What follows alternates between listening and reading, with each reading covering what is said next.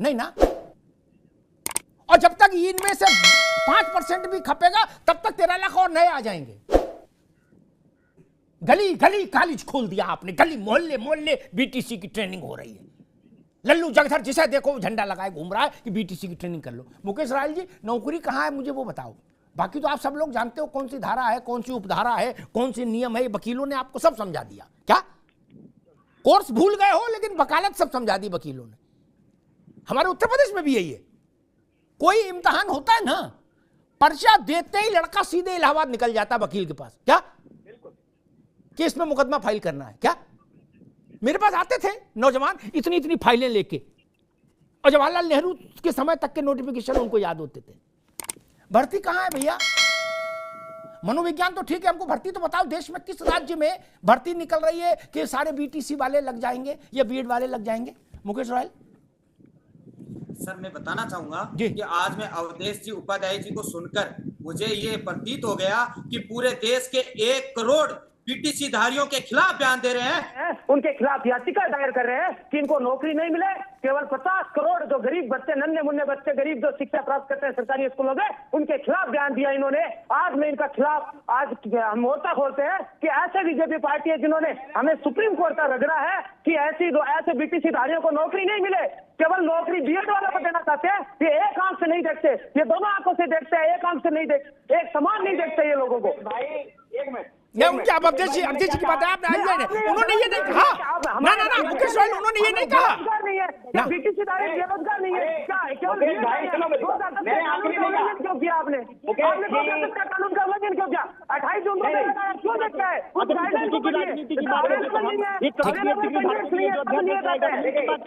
अभी आप अवधेश जी का क्लैरिफिकेशन, अवधेश जी का क्लैरिफिकेशन। अमिताभ जी पहले तो समझाइए, मैंने इनके लिए नहीं कहा। मैंने कहा जितना बीटीसी वाले हमारे लिए महत्वपूर्ण है उतने ही बीएड वाले भी महत्वपूर्ण हैं। दोनों ही एक घर के बच्चे हैं, किसी के साथ अनहित नहीं होना चाहिए, दोनों के साथ हित होना चाहिए। मुकेश जी गलत राह पर जा रहे हैं। आपकी पार्टी ने बोया है 28 जून। अरे भैया, आपकी पार्टी ने बोया है। अच्छा सुनो, मुकेश जी जवाब दीजिए। मुकेश जी एक बात करिए, अब एक बात बताइए। मुकेश जी एक बात सुनिए मेरी।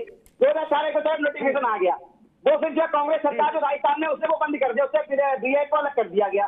फिर बीएड के छात्र जो है सुप्रीम कोर्ट गए। अरे भाई इसमें सरकार का क्या रोल है, आप मुझे बताइए। सरकार का फैसला जो है सरकार लेके आई थी, सरकार बीजेपी लेके आई थी। आप आज बताइए सुप्रीम कोर्ट वापस रिव्यू पिटीशन के लिए आप क्यों सोच रहे हैं? किस बात के सुप्रीम कोर्ट ने निर्णय लिया? किस बात के लिए आप सुप्रीम कोर्ट वापिस से हमारे बेरोजगारों के वापिस से हम को चक्कर काटे या बच्चों को बढ़ाए? हम कोर्टों में बच्चों को बढ़ाए। अरे मुकेश भाई सुनो, मैंने क्या कहा? सुप्रीम कोर्ट क्या आदेश? मैंने ये कहा ठीक, अभी रुक जाइए, अभी दोनों लोग अवधेश जी आ गए, मुकेश रायल दोनों लोग एक बात में जरा सत्यम आ रहे हैं आपके पास, फिर कपिल जी के पास जाएंगे। एक बात मैं साफ कर दूं, किसी के भी सुप्रीम कोर्ट आने जाने के मौलिक अधिकार पर कोई रोक नहीं लगा सकता। ठीक, ये जान लीजिए। हिंदी में 370 भारत की, ये तो बीटीसी बीएड का झंझट है, 370 भारत की संसद ने खत्म की कपिल जी। उसकी पंचायत सुप्रीम कोर्ट में हो रही कि नहीं हो रही? इसलिए ये नहीं कि ये नाराजगी मत दिखाओ मुकेश रायल ना कि सुप्रीम कोर्ट जाने की कौन बात कर रहा है। ना ना, सबको छूट है, आपको मुकदमा लड़ने की छूट है, सत्यम पाठक को क्यों नहीं होगी भैया? क्या? इसलिए ये सब चक्कर मत बोलो, गलतफहमी मत पालो। सबको मुकदमा लड़ने की छूट है। भारत में एक छूट सबको हासिल है, मुकदमा। कपिल जी गलत तो नहीं कहा भाई? पिटीशन और रिव्यू पिटीशन, इस ये खेल की छूट तो सबको है। ठीक है, सत्यम आप क्या कह रहे थे? मुकेश रायल रुको भाई, रुको बाबू। सत्यम बड़ी क्लियर सी बात है। अभी अवधेश जी कह रहे थे कि सरकार की क्या गलती है। सरकार की ये गलती है कि सरकार ने एक्सपर्ट कमेटी नहीं बैठाई। सरकार की ये गलती है कि अगर उसने एनसीटी 2018 के अधिनियम में क्लियरली लिख दिया होता कि बीएड वाले प्राथमिक शिक्षक भर्ती के लिए योग्य नहीं है, तो हम लोग बीटीसी का कोर्स कर लेते। अब 5 साल बाद सरकार की गलती की वजह से सुप्रीम कोर्ट में 1 करोड़ बीएड डिग्री धारक हार जाए और उसके बाद ये कहा जाए कि दूसरा कोर्स कर लो, तो बात तो यही होगी ना सर कि जाहिर सी बात है कि गलती एनसीटी की है, गलती सरकार की है। तो अगर गलती एनसीटी की है, अगर गलती सरकार सरकार की है, और हम लोग सीटेट क्वालिफाई करके, यूपी टेट क्वालिफाई करके ये दम रखते हैं कि 1 से 5 के नौनिहालों को पढ़ा सकें, तो हमारी सीधी सी मांग है कि सरकार अपनी गलतियों का खामियाजा बीएड डिग्री धारकों को न भुगतने दे और हम सबको प्राथमिक शिक्षक भर्ती में मौका देने के लिए अध्यादेश लाए। मेरे पीछे ये छात्र खड़े हैं नजर, ये 100 किलोमीटर 200 किलोमीटर एसी के कमरों में नहीं है, ये इको गार्डन लखनऊ में है जहां 5 घंटे की यहाँ पर गिरफ्तारी, यहाँ पर 5 बजे के बाद ही उनको छोड़ा जाएगा। ये पीड़ा है। बहुत अच्छे से बात कही गई कि सरकार आपकी बात नहीं सुन रही क्या? अरे बताइए, कोई बयान जारी किया हो जिसमें ये कह दिया हो कि अरे भैया बीएड वालों को प्राथमिक शिक्षक भर्ती में शामिल करोगे तो हम विरोध प्रदर्शन न करते। अब आपके पास सत्ता है, आपके पास पावर है, तो हम आपकी से गुहार लगा सकते हैं। भाई हो या सरकार का इसमें कोई रोल नहीं है। माननीय एक मिनट ठीक है, एक मिनट रुकिए, सत्यम रुकिए, मैं एक प्रश्न लेके, एक मिनट अवधेश जी, एक मिनट रुकिए। Kapil ji, apart from party politics is quite okay, लेकिन पार्टी पॉलिटिक्स कई बार बहुत गंदी हो जाती है, उसमें बहुत उतुमे मैं उसमें नहीं पढ़ना चाहता, माफ करिए। मैंने शिक्षा मित्रों के केस को फॉलो किया from the day one, right from Kalyan Singh ji to Akhilesh Yadav, जब तक उनका समापन नहीं हो गया नौकरी का। ठीक, कोर्ट ने उसमें यह नहीं कहा था कि जो शिक्षा मित्र बने इनका चेहरा हमें पसंद नहीं, इनके कपड़े पसंद नहीं, ये नहीं कहा था। क्या? ये भी नहीं कहा था इनकी जो डिग्री है, मार्कशीट है, फर्जी है, ये भी नहीं बोला था। उसने कहा सरकार ने जो प्रक्रिया अपनाई, जो नियमावली बनाई, वो फॉल्टी है, इसलिए हम इनको विदा कर रहे हैं। क्या नियमावली किसने बनाई? शासन ने। प्रक्रिया गलत किसने फॉलो की? शासन ने। और विदा कौन हुआ? हमारे घर का लड़का।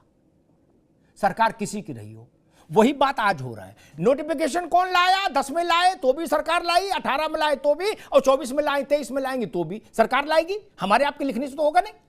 प्रक्रिया गलत किसने फॉलो की? सुप्रीम कोर्ट ने अपने जजमेंट में कहा है कि इसमें प्रक्रियागत दोष भी हैं। आप तो वकील हो कपिल जी, लम्हों ने खता की है, सदियों ने सजा पाई। सरकारें निकल गई, बाबू रिटायर हो गए, मौज ले रहे, लड़के सड़क पर लड़ रहे हैं। कपिल जी, ये कब तक चलेगा भाई? बिल्कुल, मैं आपकी इस बात से सहमत हूं, और इन बच्चों की कोई गलती नहीं है, ना बीएड वालों की, ना बीटीसी वालों। सरासर हमारी सरकारें इसके लिए गलत रही हैं, और प्रशासनिक विवेक जो हमारे इस्तेमाल होते रहे हैं, जो आईएएस पीसीएस हैं, इनके द्वारा बनाई गई नीतियां और रिव्यू ना होना इनका। हम एक बात ये कह रहे हैं कि मंशा सरकार की सबसे पहली क्या होनी चाहिए कि हम अपने देश, हम अपने प्रदेश के बच्चों को नौकरी दे सकें, उसके लिए रास्ता निकालना चाहिए। नौकरी देना बड़ी बात है, ये अगर आपके अंदर क्षमता होगी तो कुछ गलतियां अगर हुई होंगी तो उनकी सुधार करके फिर उनको दिया जा सकता है। देखिए, मैं क्यों कहना चाहते हैं इसको कि विषय विशेषज्ञ नाम से भी, क्योंकि आप शिक्षा से बहुत जुड़े हुए हैं, और इसलिए मैं आपसे कह रहा हूं कि विषय विशेषज्ञ को भी जो है कंफर्म किया गया, वो भी एलटी गेट टीचर की बराबर नौकरी कर रहे हैं और सरकारी संस्था में है, सरकारी नौकरी में है और अच्छा पढ़ा रहे हैं। ऐसा नहीं है कि वो गलत पढ़ा रहे हैं। हम ये बात कह रहे हैं, शिक्षा मित्र को आपने 3000 से 10,000 कर दिया, आपने कॉम्पिटेंट नहीं मानते हुए फिर 10,000 क्यों किया? अगर वो कॉम्पिटेंट नहीं थे या तो हटा देना चाहिए था। अगर कॉम्पिटेंट है तो एक ही काम के लिए 2 समानांतर वेतन क्यों दे रहे हैं आप? अलग अलग वेतन क्यों दे रहे हैं? ये बहुत बड़ा प्रश्न है, और ये प्रश्न एक न्यायिक विवेक भी मेरा पूछ रहा है कि ऐसा आखिर क्यों है, इसका समाधान होना चाहिए। बिल्कुल ठीक बात कही कपिल जी आपने। मैंने इस बात को दूसरा, अवधेश यार, मैंने इस बात को दूसरे ढंग से कहा था। जब 3 से 10,000 हुआ, उसके बाद एक कमेटी बनी, उस कमेटी के लिए मेरी भी थोड़ी बहुत भूमिका रही। क्या वही गोल गोल बातें आई। मैंने कहा